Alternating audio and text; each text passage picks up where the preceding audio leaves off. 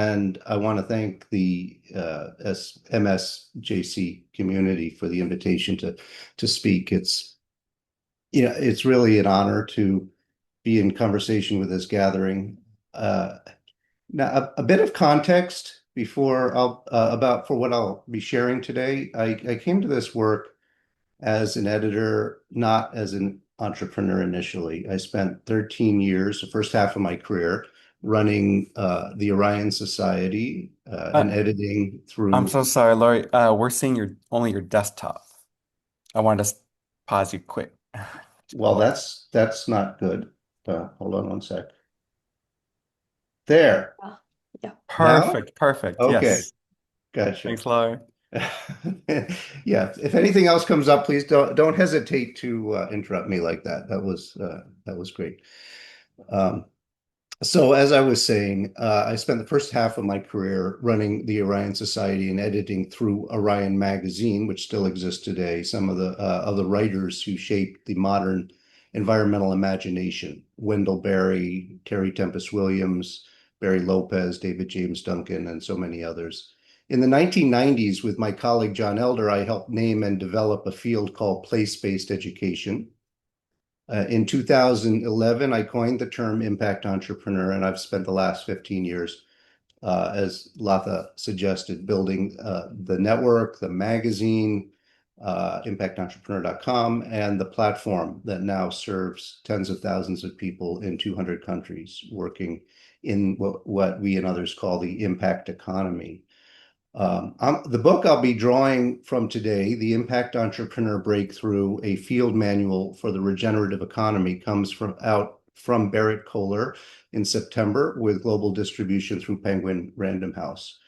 But what I want to share is less a book talk than a set of recognitions, or recognitions that have been forming in me, as Latha suggested, across roughly 35 years of editorial and entrepreneurial work, and that I believe converge with the questions that this conference, to me, very clearly has been holding for some time. I want to begin in 1991 on Cape Cod, where a small group of environmental and social justice writers gathered at a stormy lighthouse to ask what their writing was for. I was there as the director of the Orion Society, and I was only 25 years old at the time. It was the first time I heard the sentence that has organized much of the rest of my life. An economy that extracts from nature and an economy that extracts from people operate by the same logic.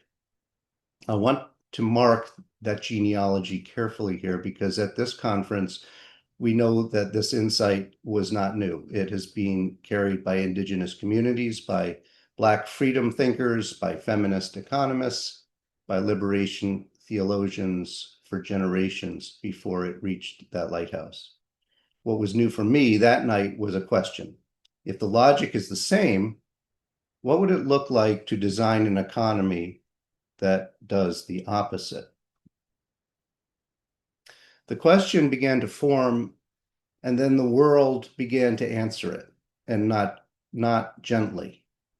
The polycrisis we now live inside, climate breaching tipping points, ecosystems collapsing, social fabric fraying, is not a series of separate problems. It is the cumulative bill for an economy designed for extraction, designed to externalize harm onto people and places that the design didn't count.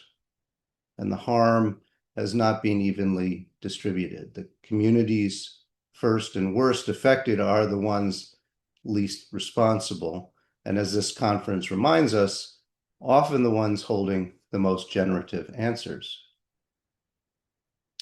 When I coined the term impact entrepreneur in 2011, I wanted a name for a kind of practitioner I kept encountering: people who did not see themselves as philanthropists doing good on the side or as conscious capitalists doing slightly less harm. I saw healing of land, of community, of livelihood as the business model itself.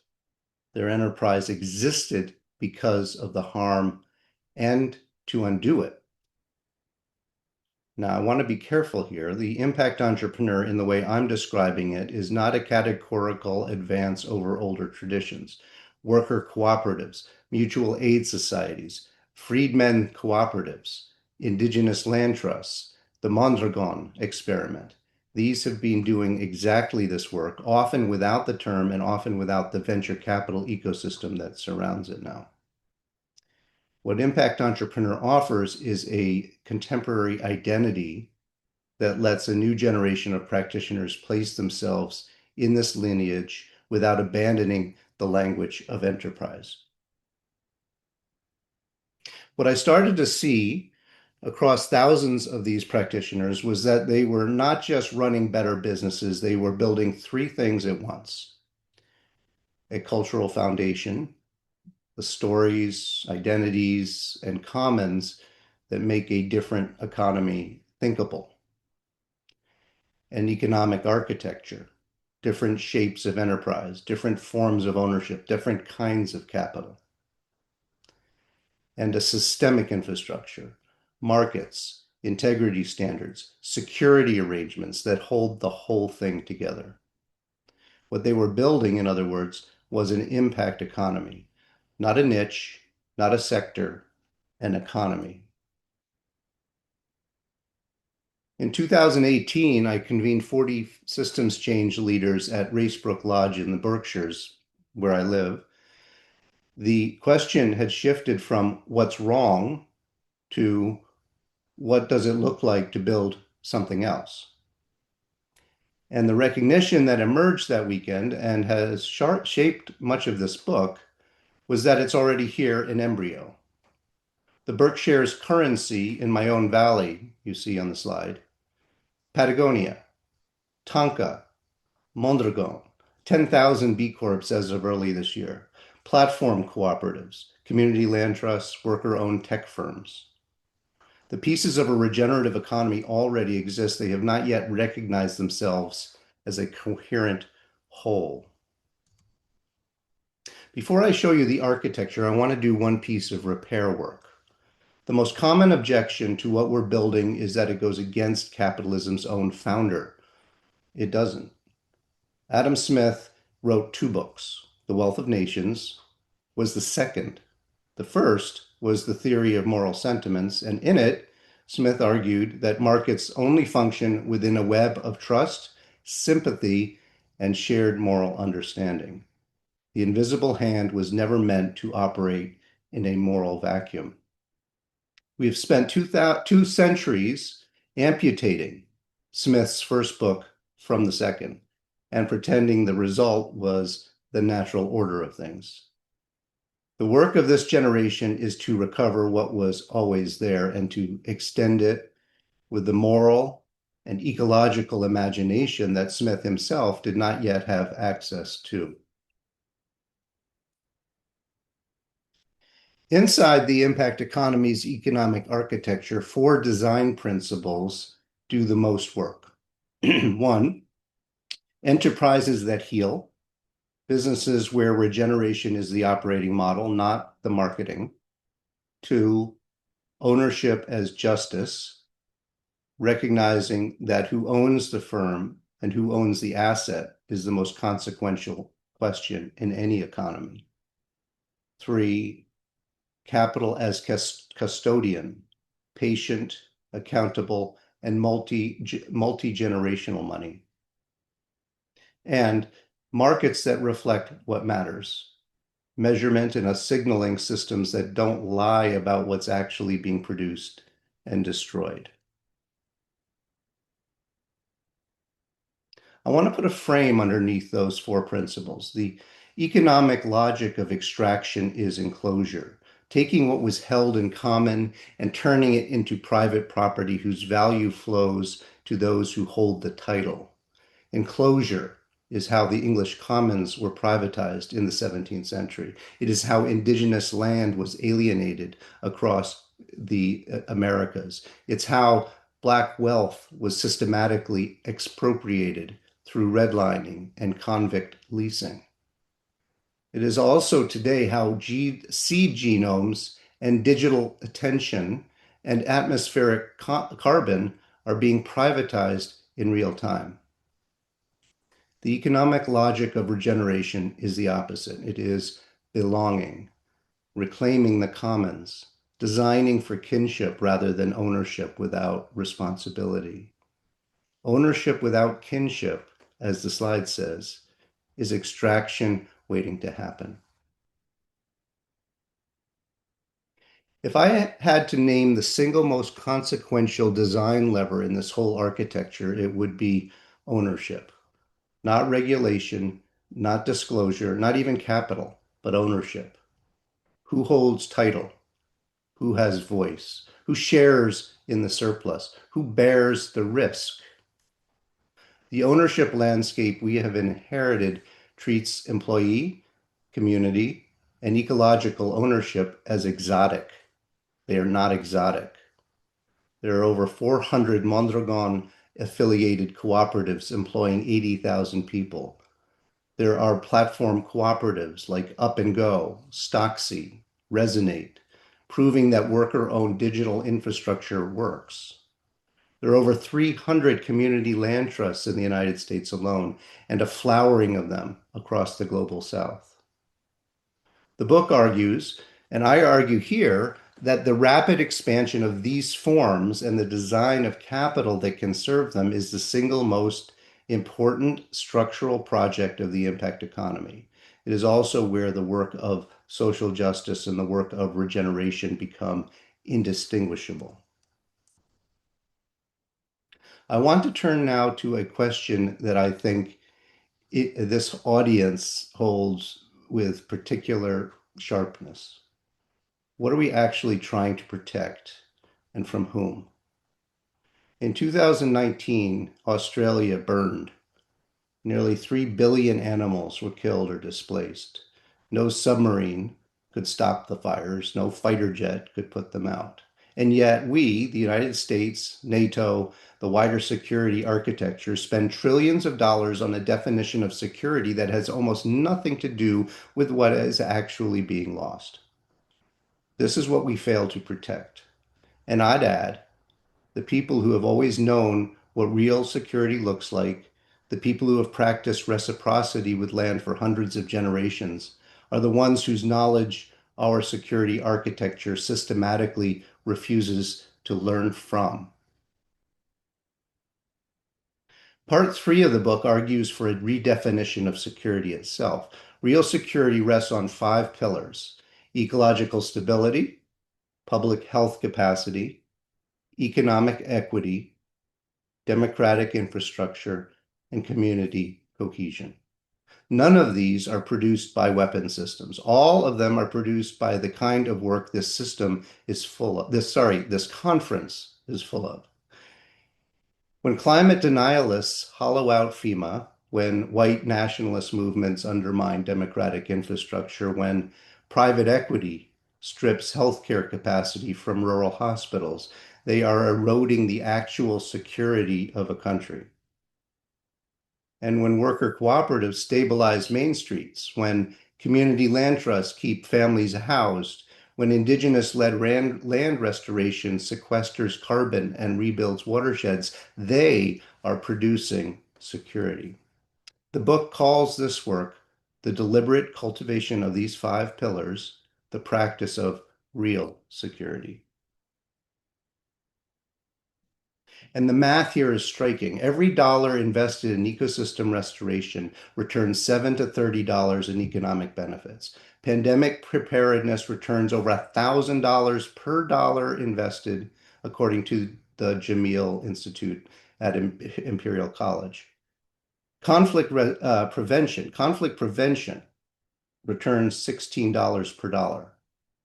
Early childhood education, the work most often performed by underpaid, racialized women, returns $7 to $13 per dollar over a lifetime.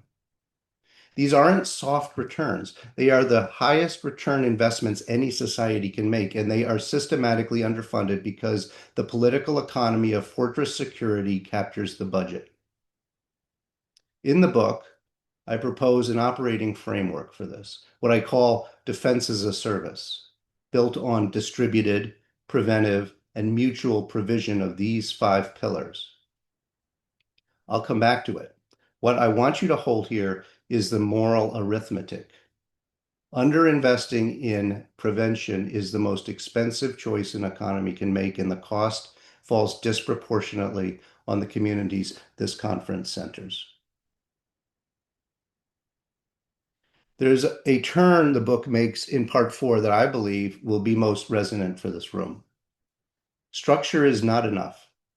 You can build the cooperative, secure the capital, design the just transition policy. And if the cultural infrastructure underneath it isn't there, the structure will not hold.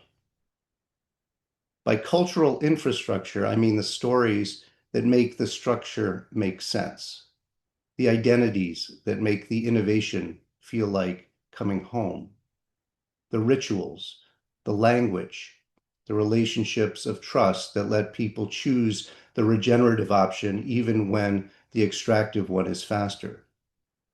The arts, music, performance, and storytelling that this conference centers in track 6, arts, culture, and economic justice.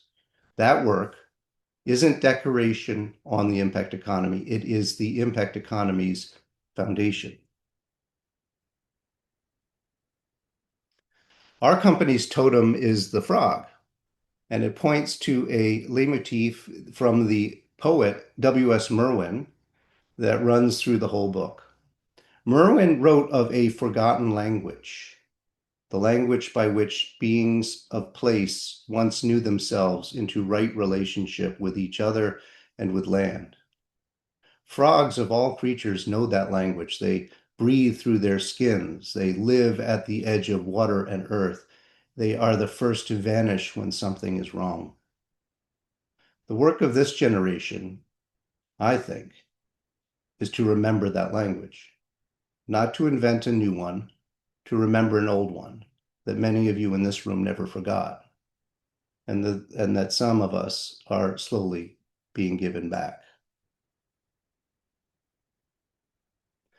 Monarch butterflies migrate from Canada to a small range of forest in Mexico. No individual butterfly makes the round trip. Each generation flies one leg of the path, lays its eggs, and trusts the next generation to continue.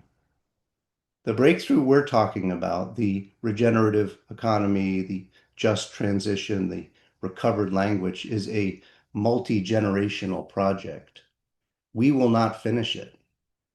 The previous generations of organizers, scholars, and communities in this room did not finish it. Our work is to fly our leg and to make our leg as honest and as load-bearing as we can. And here is the line I keep returning to. The monarchs return to a place they have never been, a small grove of oyamel firs in central Mexico. They're guided by an ancestral memory. None of them live themselves. We are being asked to do something analogous, to build a future we have never seen, guided by, not by certainty, but by a future our hearts know is possible. Ancestral memory and prefigurative imagination. Those are the two compasses for this work. This conference, I think, is full of both. I'll close where the book closes. The breakthrough is happening now. The question is not whether it's possible. The proof is in this conference, in the work you all do, in the tens, thousands B Corps, and the 400 Mondragon cooperatives, and the hundreds of community land trusts, and the platform co-ops, and the worker-owned firms, and the indigenous-led restoration projects already in the world. The question is whether you will participate and at what depth, because your wings are stronger than you know. Thank you.